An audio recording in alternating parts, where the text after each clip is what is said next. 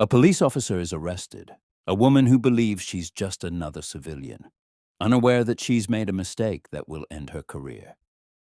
She didn't flinch. Gabriela Sánchez sat motionless in her matte black Jeep Grand Cherokee, her index finger tapping the screen of the military-grade GPS mounted on her dashboard. I wasn't lost.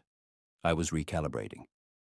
The back roads of Fort Bliss had shifted after years of construction, and though she'd been parked there a dozen times, even the most decorated generals could lose their way when the earth refused to stay still.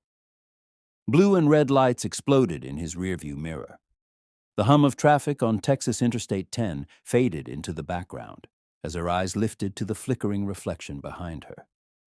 He sighed, not out of fear, not even irritation, but that deep, tired sigh that only Latin people understood. The kind you blurt out when the story touches you on the shoulder, whispering. Again, he didn't roll down the window, hands where I can see them. The bark was sharp, unnecessary, designed to provoke. Officer Jason Miller had both hands on his belt as he approached, one hovering near his holster. Her voice was already laced with the assumption that she was a threat.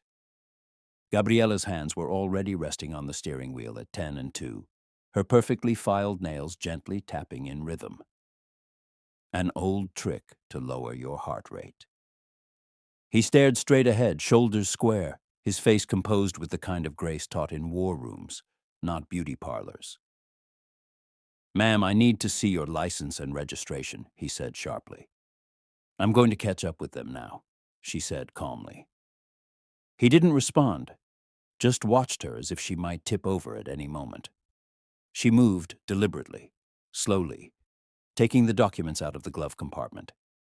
He kept his eyes on his own hands, never making sudden movements, just as every Latino parent has taught their children since time immemorial. It didn't matter that he had 3 stars sewn on his epaulets, or that he had sat across from foreign presidents as a representative of the United States military. To Officer Miller, Gabriela Sánchez was just another lady in a dark car on the wrong side of the road. "The registration is up to date," she offered, her voice still flat, still respectful. "I stopped because I was adjusting my GPS. Nothing illegal about that." He didn't even look at the paperwork. Instead, he backed up, hands still near his gun, thumb hitting the safety. "Get out of the vehicle." She turned her head slowly. "I'm not under arrest." A man in a gray Toyota Camry pulled across the road and trained his phone camera on the scene. Another car slowed down. Someone yelled, "Why are you pulling her over?"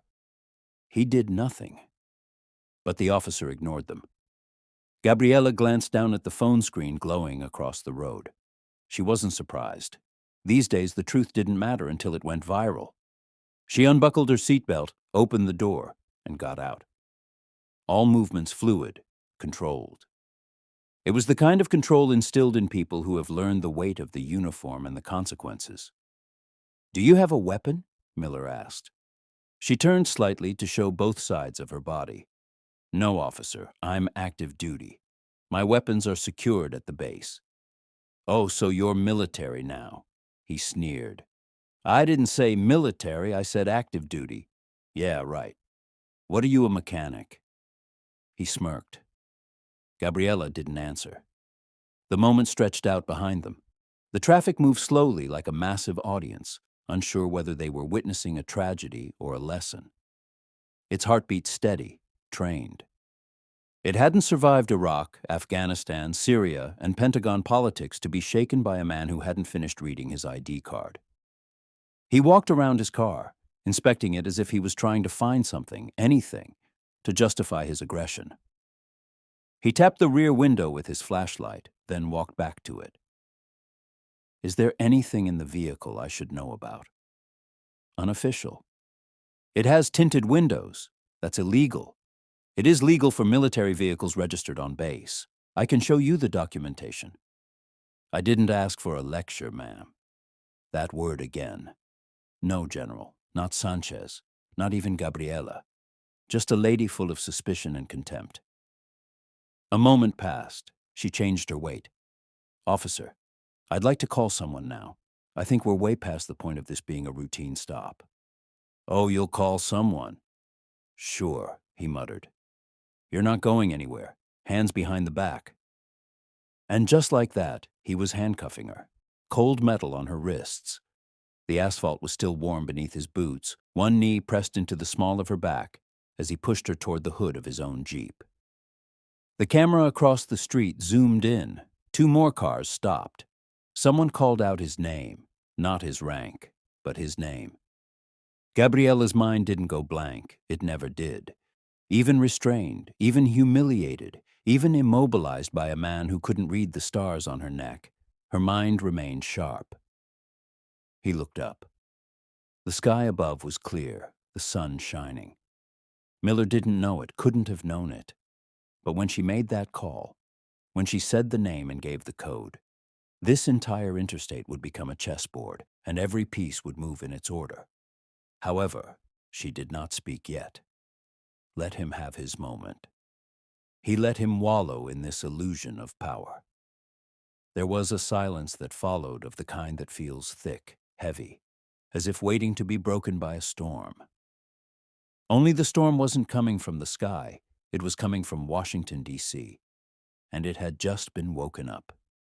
She didn't scream, didn't resist, as her face was gently pressed against the hood of her car. Gabriela Sánchez kept her breathing even, inhaling slowly, exhaling even slower, not because she was afraid, but because she understood something Officer Jason Miller never would. That containment is its own form of power.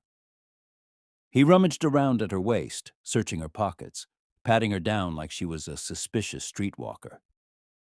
His breath smelled of stale coffee and control issues. She could hear the clasp on his belt jingling with every movement. "You military men think you're above the law," he muttered. "I bet you're one of those affirmative action hires." "Hey," Gabriela didn't say anything. Words could be used against you, even the right ones, especially the right ones. Across the road, Captain Diego Herrera had moved from the edge of his car. His phone kept recording, his hand steady as a surgeon's. Unlike the others who watched out of curiosity, Diego recognized Gabriela's upright posture, her square shoulders, the way she moved. He didn't know her name yet, but he knew her as a soldier, and that was enough to keep filming, even when part of him wanted to intervene. He was a captain in the army. He had served long enough to know what the stripes meant. The handcuffed woman was no ordinary civilian with a chip on her shoulder. It was someone. Miller was on his radio here, Unit 4782OD. "I have an uncooperative female suspect. He says he's in the military, probably lying. I'll take her inside." The voice on the other end crackled. "Understood. Do you need reinforcements?" He looked around, noticing the group of cars, the phones in the air. "Negative. Just the crowd that is forming. I'll take care of it."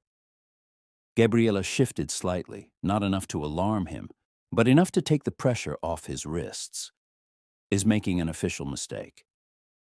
His voice didn't rise, but it cut cleanly through the air like a razor dipped in ice. He snorted. "Yes. So what?" "Your commanding officer is going to come here and punish me." He didn't reply.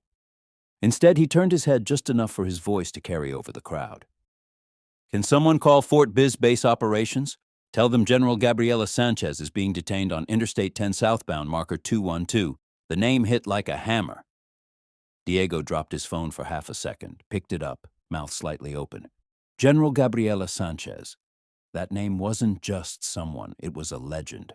3 tours, NATO command, recipient of the Distinguished Service Medal, one of the highest-ranking Latinas in the history of the United States military, and she was being handcuffed like a common thief on the side of a Texas highway. Diego's instincts kicked in. He took a step toward the road, lifting his badge from around his neck and holding it high. His voice was clear, firm, and without hesitation. "Sir Captain Diego Herrera, U.S. Army. I am requesting that you stop this detention immediately."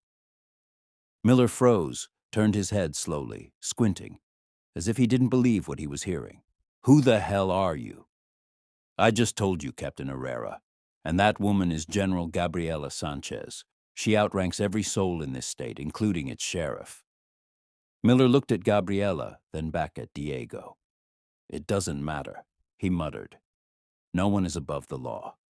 "Correct," Diego replied. "And neither do you." Miller tightened his grip on Gabriela's arm, pulling her to her feet. "You military people always think you can throw around ranks like they mean something in the real world." Gabriela was standing now. I was close enough to look Miller in the eye. His expression didn't show anger, it showed clarity. "This is the official real world, and you're about to meet the side of it you never thought would touch you." He scoffed as he turned to open the back door of his patrol car, but the sound that followed changed everything. The low, vibrant hum of an approaching helicopter. It wasn't news. It wasn't a medical flight. It was military. You could tell by the precision of its hover, by the dull thump of the rotors that made your chest vibrate before your ears even registered the sound. It descended just out of sight, half a mile down the road, its matte gray body bearing no local insignia. Miller's hand slipped from the patrol car door. "What the hell is that?" he muttered. Gabriela didn't respond, and she didn't have to. Her phone, still in the Jeep's cup holder, vibrated once, then twice, then went silent. Colonel Isabel Madero was already on her way. A black sub pulled up behind the line of cars, clean and fast, with tinted windows and a small government license plate on the bumper. The passenger door opened before the vehicle came to a complete stop. A woman stepped out wearing a navy blue suit, silver hair pulled back in a tight bun, and eyes that didn't miss a thing. Isabel Diego instinctively stepped back. Miller didn't move. "Which one of you is responsible for this nonsense?" Isabel asked. His voice wasn't loud. It didn't have to be. He carried the weight of command in every syllable. "I," Officer Miller began. This woman was uncooperative, possibly impersonating military personnel. Isabel raised a hand. Silence. He blinked in confusion. Isabel walked past him directly to Gabriela, who still had the handcuffs digging into her wrists. "Are you okay, General?" "I'm fine," Gabriela replied, just waiting for someone with common sense to arrive. Isabel took a small key from her pocket and removed the handcuffs herself. It took 3 seconds. Diego let out a breath he hadn't realized he was holding. Isabel turned to Miller. He arrested a 3-star general without checking her ID. He ignored a direct statement of rank and violated federal statutes relating to active military personnel. "Do you have any idea what that means?" Miller opened his mouth. "Stop talking," Isabel said again. Every word she said was digging the hole deeper. She looked around, realizing for the first time how many cameras were recording. Not just phones, dash cams, body cams of passing deputies. Even a drone hovering silently overhead. Gabriela shrugged, adjusting her posture. Her wrists were red and sore, but her spine had never bent. Mile backed away, stammered something about just doing her job. Gabriela finally spoke. Her job is to serve, not to assume, not to intimidate, and definitely not to humiliate civilians because they don't fit her expectations of who belongs where. He didn't respond because there was nothing else to say. The silence returned, thicker now, pregnant with consequence. And when Gabriela turned back toward her Jeep, brushing dirt from her sleeves, she didn't look back. She didn't have to, because now they knew her name. The room was cold, sterile, and too white for comfort. Officer Jason Miller sat stiffly in the Internal Affairs conference room, his hands firmly clasped on the table in front of him. Her knee bounced beneath the surface, nervous energy trying to escape through professionalism. A single folder lay unopened in the center of the table, thick with printed screenshots, time-stamped footage, and written statements. Opposite him sat the deputy chief, Allener, face unreadable, fingers in a pyramid shape under his chin. He hadn't said a word in 5 minutes, he just stared. So finally, "Do you know who General Gabriela Sánchez is?" Jason swallowed. "Have you heard the name now 100 times in the last 24 hours? Repeated by reporters, repeated by protesters, and whispered by his own colleagues in the break room as if it were sacred. But hearing it from Breyer made it feel heavier. "Yes," he said. "I know now." Breyer leaned back in his chair. "You had no idea when you handcuffed her?" "He didn't tell me his full name," Jason clarified. Breyer raised an eyebrow, said he was on active duty. "But people say that all the time. I've had people claim to be Marines, senators. One guy even said he was Selena Quintanilla's cousin." Breyer didn't laugh. "Did he resist? Didn't he insult you? Didn't he threaten you?" Number Breyer tapped his fingers against the table slowly and rhythmically. "So what made you escalate the situation?" Jason hesitated. She was disdainful. He did not follow the instructions immediately. "I felt like I was hiding something." "Do you mean credentials? A badge with your name? Military identification?" "I didn't see any at first."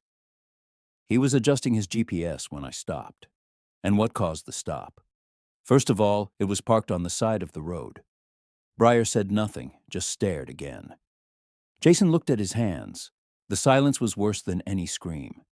After a pause, Breyer finally spoke, this time more quietly. "Jason, she's a general, a real one, not just a high-ranking one. He is making history. You handcuffed her on the side of the highway, like she was trespassing at a gas station." Jason's mouth opened, but nothing came out. "You embarrass this department," Breyer said, leaning forward now. "You're bringing shame on the city, and more than that, you've given every person who has accused us of racism a new headline with your name on it." Jason looked up. "I didn't do it because she's Latina." "But she's Latina," Breyer countered. "And you did it. Whether you believe that's the reason or not, everyone else can draw the line between the two. And guess what? So far that line looks damn straight." Across town, Gabriela Sánchez sat in the living room of her brother's brownstone-style apartment, surrounded by silence and soft shadows.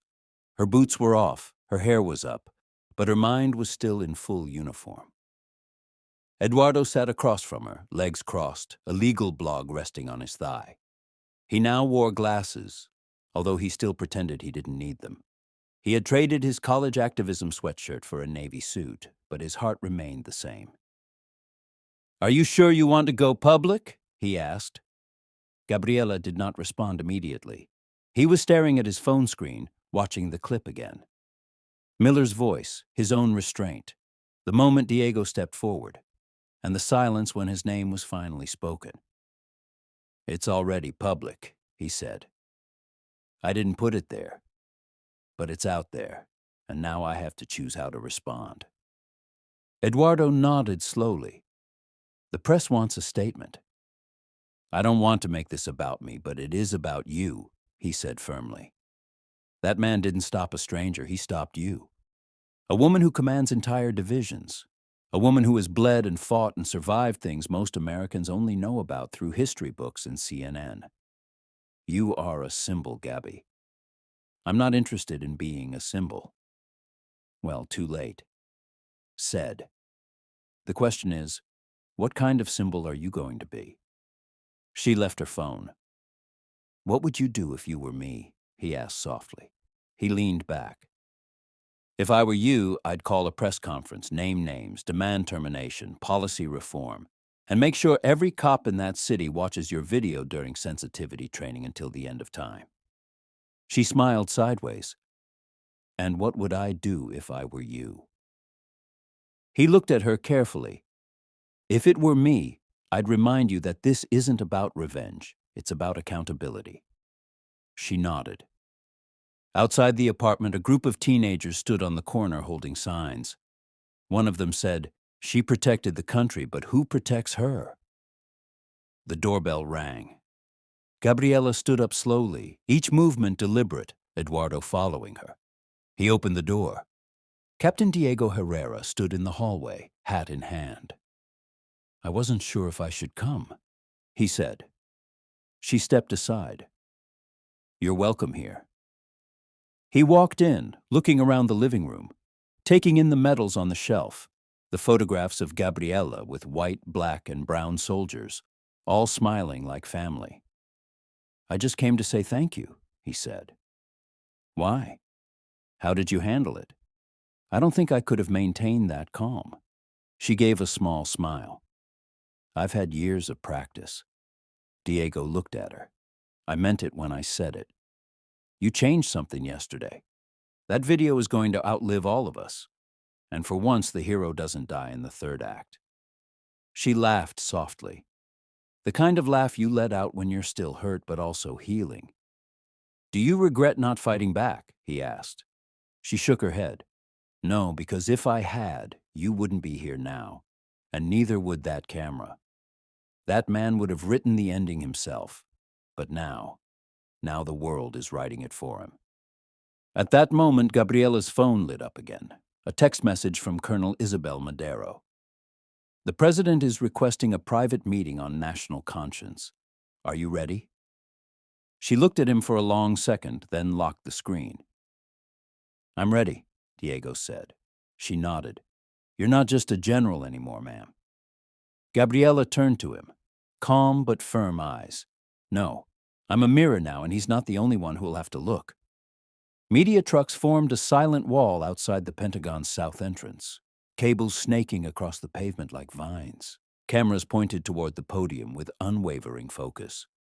A crowd had gathered behind the barricades, some holding flags, others holding cardboard signs with messages like, "We stand with Gabriela, and the rank does not erase color, but it should protect dignity." Inside the meeting room, the air buzzed with preparations. Reporters whispered among themselves, testing microphones, adjusting cameras, and flipping through notebooks. There were no leaks, no press advisories this time, just a brief statement released by the White House that morning. General Gabriela Sánchez will speak at 8 p.m. Eastern Time. Questions will not be accepted. At 8 p.m. exactly. She took the stage without military fanfare, without an entourage, just her in uniform, her chest decorated with medals earned across 3 continents and 2 decades of service. He walked to the podium, his face calm, but his eyes holding the kind of truth no one could look away from. He didn't stumble over notes, he didn't clear his throat, he just started. My name is Gabriela Sánchez. I am a daughter, a sister, a soldier. I have served this country for 26 years. I have led troops into combat. I have negotiated with warlords. I have carried wounded soldiers through the sand and been to the funerals of men and women who never returned home. Paused briefly, and last week I was standing on the side of a Texas highway with my face pressed against the hood of my car. Not as a threat, not as a criminal, but because someone looked at my skin and assumed it mattered more than my stars. The room held its breath. I'm not here today to embarrass a man. I'm here to reveal a system. One, where a Latina in uniform can be decorated with medals but still be considered suspect before speaking. Where service is recognized only when it fits the narrative and dignity is conditional. He looked up, meeting the gaze of the crowd. The cameras.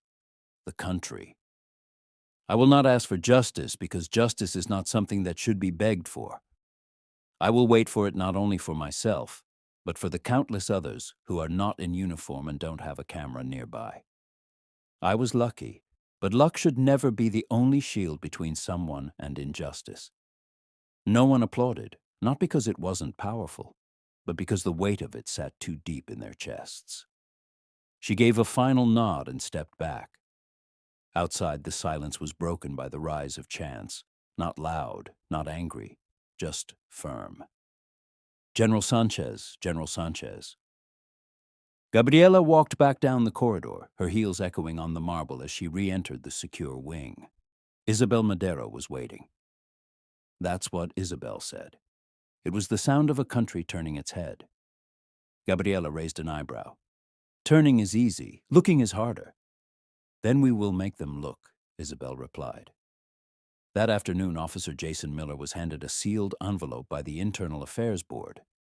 The words inside were direct and brief, effective immediately. Your employment with the El Paso Police Department is terminated. He sat in his empty apartment, the news playing low in the background, the footage again, his face, his voice, his words. He muted the TV. He had thought about apologizing, thought about sending a statement. But what would he say? I didn't know. It wasn't about race. The truth was, it had always been about race, not in a cross-burning or insult-shouting way, but in that quieter, more dangerous way. Assumptions, suspicion, the need to dominate first, ask questions later. He stared at the paper until the words became blurred. Across town, Captain Diego Herrera returned to Fort Bliss Base. His phone kept vibrating. Interview requests, thank you messages, even a congratulatory letter from the Secretary of Defense. Ignored most of it. Instead, he walked to the base chapel, sat down in the second pew, and closed his eyes. He didn't pray, not in the traditional sense, but he breathed and thought about how close he had come to being worse. How easily that day could have ended with another name in a hashtag. And I was grateful. 2 days later, Gabriela was standing outside a public school in East El Paso, invited to speak, not by a senator, not by a network, but by a 9th grade teacher named Miss Ramirez. The classroom was full of Latino children, some restless, some skeptical, all curious. Seriously, are you going to bring a general in here and expect us not to ask questions? A child laughed. Gabriela smiled. Ask whatever you want. A girl in the front row raised her hand. You weren't afraid when that policeman stopped you. Gabriela took a moment, then answered. She stood firm. That's different. I was firm because I've been afraid before, and I've learned that fear can't speak for me. A boy near the back leaned forward. But how did you outrank him? Why didn't you just scold him? Because range doesn't stop bullets, and I knew my strength wasn't in screaming. It was in being undeniable. They nodded slowly. Another softer voice asked, Do you think that's enough? Gabriela looked at her, a young girl with tight braids and unblinking eyes. No, it's not enough, but it's a start. The girl nodded, and then without warning, each student stood up. No applause, no fanfare. They just stood up because sometimes standing is louder than applause. Later that week, Congress passed a bipartisan proposal requiring all law enforcement agencies receiving federal funding to implement the Sanchez Protocols, mandatory de-escalation training, military vetting procedures, and racial bias recalibration programs. It wasn't everything, but it was more than nothing, and it bore his name. Back at her home in New Mexico, Gabriela walked barefoot across her living room floor, the setting sun casting long shadows across the family photos covering her wall.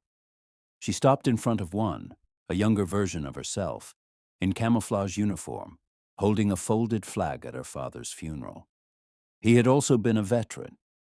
He fought in Vietnam, came home to be called Ouf, in his own country. He never got the medals, but he did get the cargo. He touched the edge of the frame gently, then walked towards the balcony. The air smelled of grass and heat and something else, something like new. Eduardo called her that night. He didn't say much, I'm just proud of you. And she replied, thank you, but it's not over. He paused. It never ends. She smiled. That's the point. We keep introducing ourselves. And when he hung up, he looked over the darkening horizon where the last light was sinking behind the city's skyline. He had worn many uniforms, fought many battles, but the one he had just won, this one felt different, because this time he wasn't fighting a foreign enemy. He was fighting for his home, and his home had finally started to listen. Okay,